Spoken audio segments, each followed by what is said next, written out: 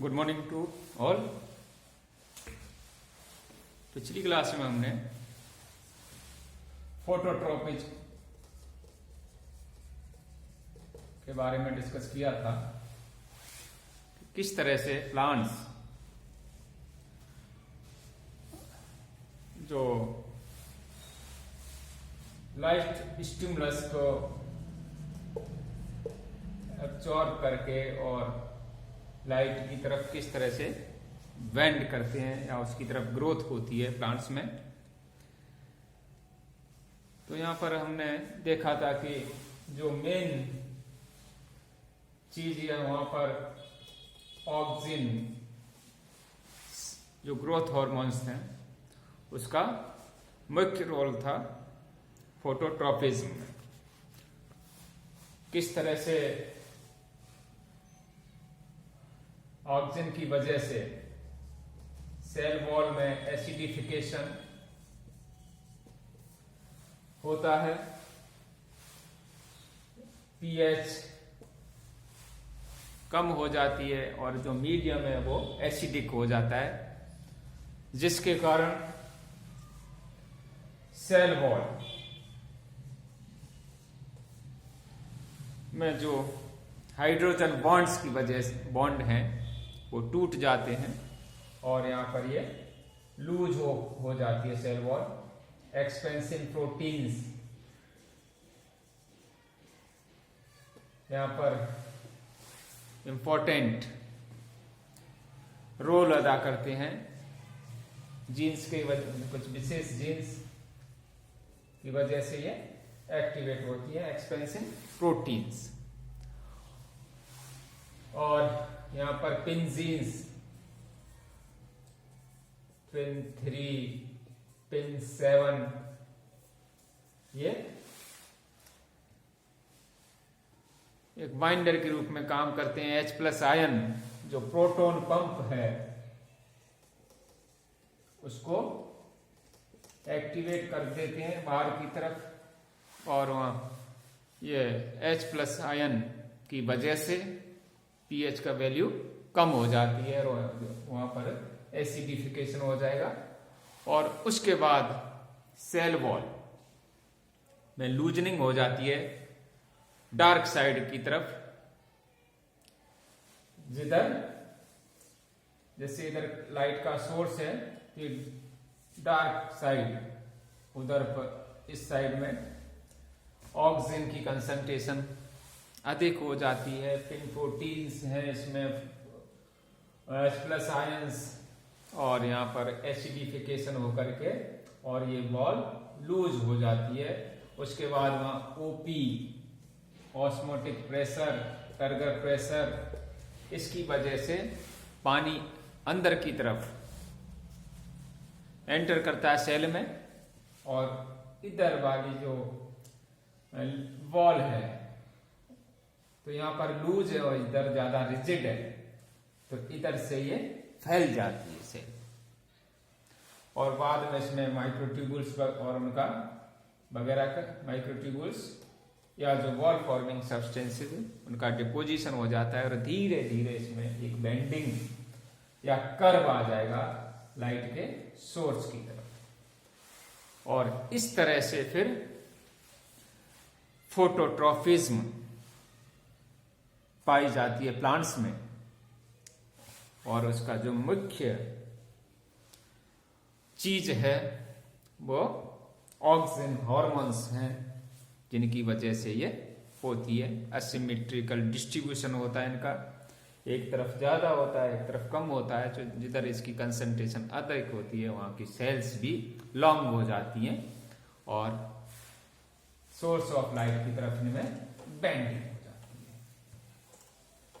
इसी तरह से हीलियोट्रॉपिज्म जैसा हमने देखा है सनफ्लावर में तो वहां पर दैनिक रूप से गति पाई जाती है। जैसे जैसे सन की डायरेक्शन चेंज होती रहती है उनमें भी फ्लावर की डायरेक्शन चेंज होती रहती है हीलियोट्रॉपिज्म की वजह से, लेकिन वो परमानेंट नहीं होता इस तरह का चेंज। नेक्स्ट जो अपनी ट्रॉफिज्म है जो अपनी ग्रेविट्रोफिज्म या जियोट्रॉफिज्म, इसके बारे में अपन डिस्कस करेंगे। तो यहां पर जियो का मतलब है अर्थ और ट्रोफस मीन्स टर्निंग या बेंडिंग, मुड़ना या टर्न लेना किसकी तरफ? अर्थ की तरफ, भूमि की तरफ, टुवर्ड अर्थ। तो यहां पर यह कहलाएगी ग्रेविटी की वजह से। और ग्रेविटी आर्टिफिशियल भी हो सकती है और नेचुरल भी हो सकती है ग्रेविटी। फ्रैंक 1868 में ये टर्म दी थी जियोट्रॉफिज्म,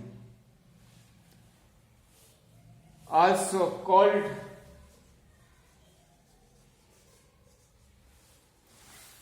वेरिट्रोफिज्म।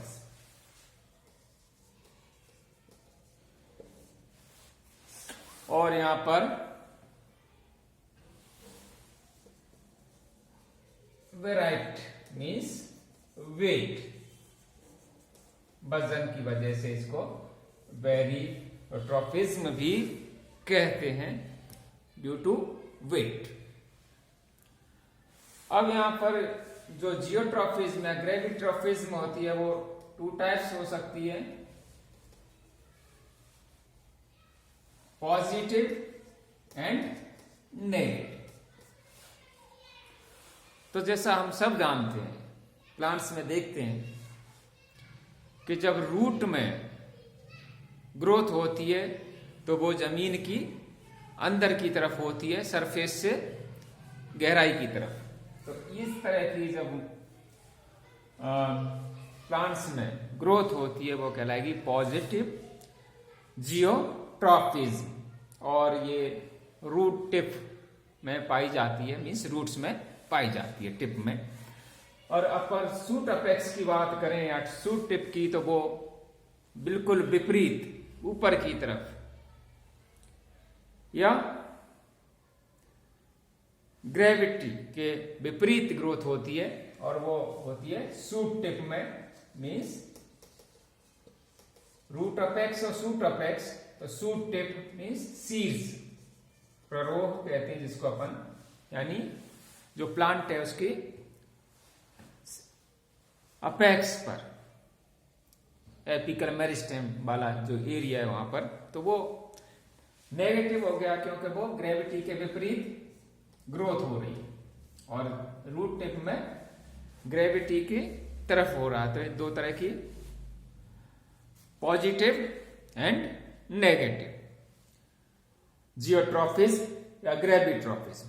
कभी कभी जैसे हम देखते हैं कुछ प्लांट्स में या कुछ पार्ट्स में, जैसे दूब वगैरह, स्टोलन, इस तरह से पैरेलल सरफेस के साथ ग्रोथ करते हैं, और यहां से लीफ वगैरह। इस तरह की ट्रॉफिज्म जो 90 डिग्री पर या एंगल पर ग्रेविटी के होती है उसको डायजियोट्रॉफिज्म कहते हैं, डायजियोट्रॉफिज्म कहलाती है। और कभी कभी जैसे अपन देखते हैं ये प्लांट है और यहां पर एक्सिस और ये लीफ एक विशेष एंगल पर,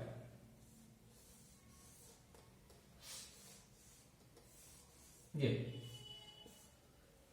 सोर्स ऑफ लाइट, तो है बिटवीन 0 to 90 डिग्री या 90 to 180 डिग्री।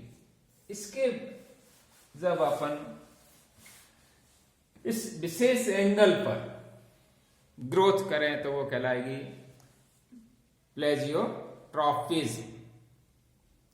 और प्लेजियोट्रॉफिज्म अपन देख सकते हैं कि किस तरह से लीफ में ओरिएंटेशन या उसके फोटोसिंथेसिस के लिए लिपिड्स या क्लोरोप्लास्ट का ओरिएंटेशन या अरेंजमेंट हो जाता है, जिससे कि ज्यादा से ज्यादा लाइट को ये एब्जॉर्ब कर सकें और फोटोसिंथेसिस कर सकें। तो इनमें इस तरह से ये इसी तरह से अपन रूट्स में भी देख सकते हैं। एक एंगल विशेष पर जो ग्रोथ होती है तो उसमें भी ये पाई जाती है प्लेजियोट्रॉफिस। तो यहाँ पर जनरली लीफ या फिर कुछ रूट्स में भी प्लेजियोट्रॉफिज्म पाई जाती है। लेटरल रूट्स वगैरह में भी प्लेजियोट्रॉफिज्म पाई जाती है।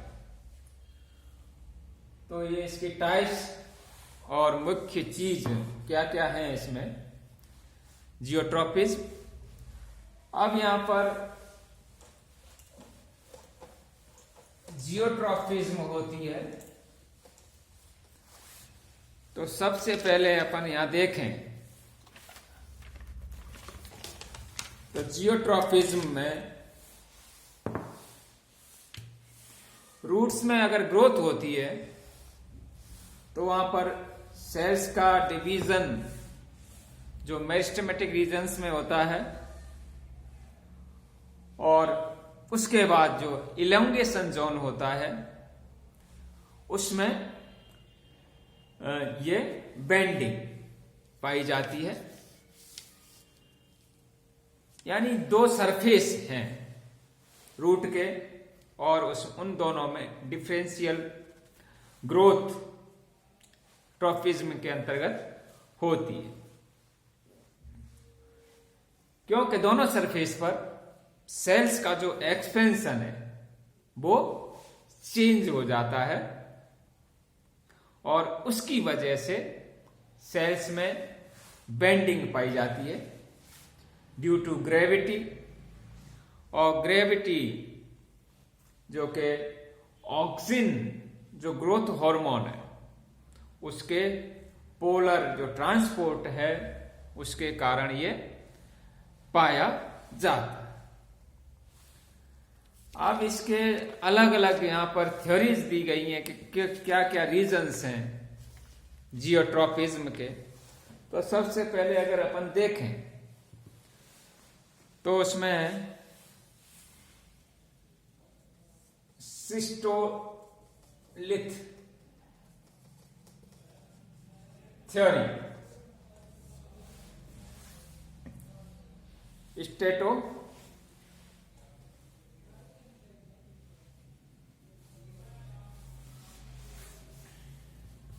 थ्योरी या इसको स्टार्च स्टेटोलिथ थ्योरी भी कहते हैं।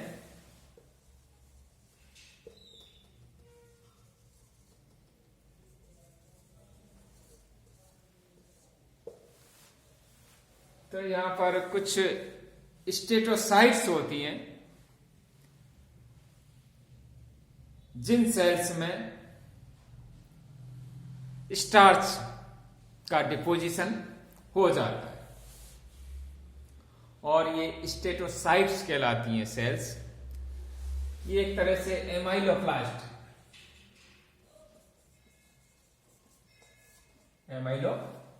जहां पर एमाइलम स्टार्च का डिपोजिशन होता है। हेवरलैंड एंड नीमिक ने 1900 में इसको दिया था और इसके अनुसार जो स्टेटोलिथ हैं जिनमें स्टार्च ग्रेन्स पाए जाते हैं और ये स्टेटोसाइट्स कहलाती हैं, इनके कारण जो सेल का इलोंगेशन जोन है उसके कारण जो साइटोप्लाज्म सेल का,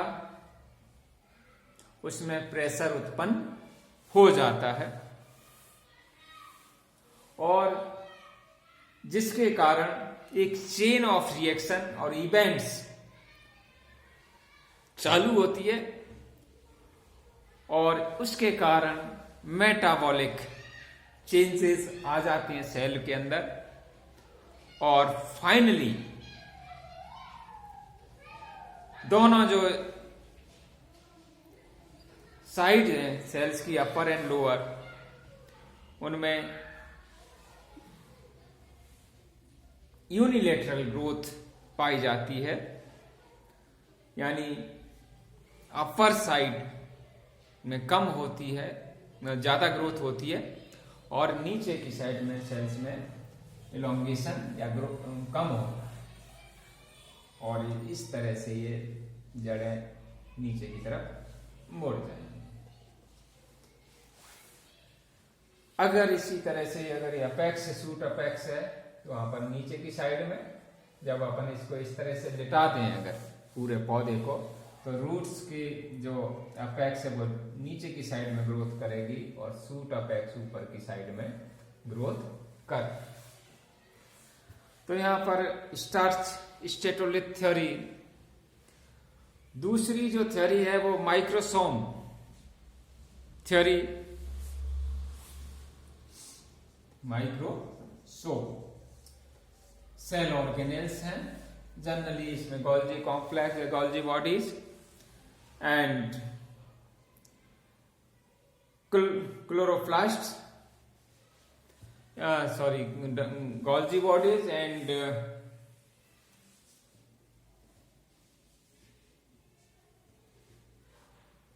माइक्रोपार्टिकल्स जिसमें इलेक्ट्रिकली चार्ज्ड होते हैं ये, और इसकी वजह से यहां पर पोटेशियम आयंस, कैल्शियम आयंस, उनका माइग्रेशन हो जाता है और इसके कारण जो सेल होती है उसकी जो परमिएबिलिटी है वो डिफरेंशिएट हो जाती है ऑन टू साइड। तो इस तरह से जो जब इसमें सेल्स में टू साइड में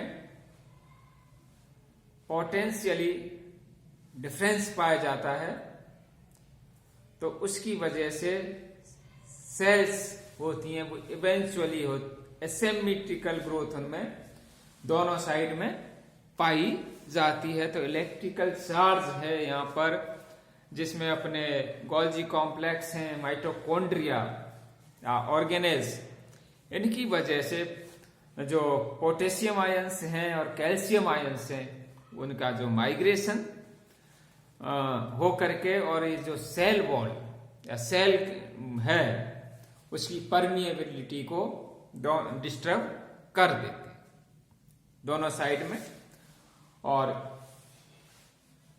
इस डिस्टर्बेंस के कारण सेल्स में एसिमेट्रिकल ग्रोथ पाई जाती है, लोअर साइड एंड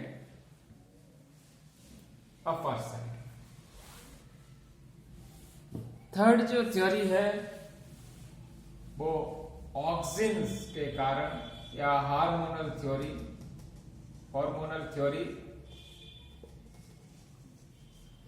कैलोडी बेंट ने, जैसे हम प्लांट्स के फोटोट्रॉपिज्म में भी देखा था, यहां पर जो ऑक्सीजन कंसंट्रेशन वो अनइक्वल पाई जाती है। नीचे की साइड में यहां पर ऑक्सीजन अधिक होगी, अपर साइड में इसका डिस्ट्रीब्यूशन कम होगा और इस वजह से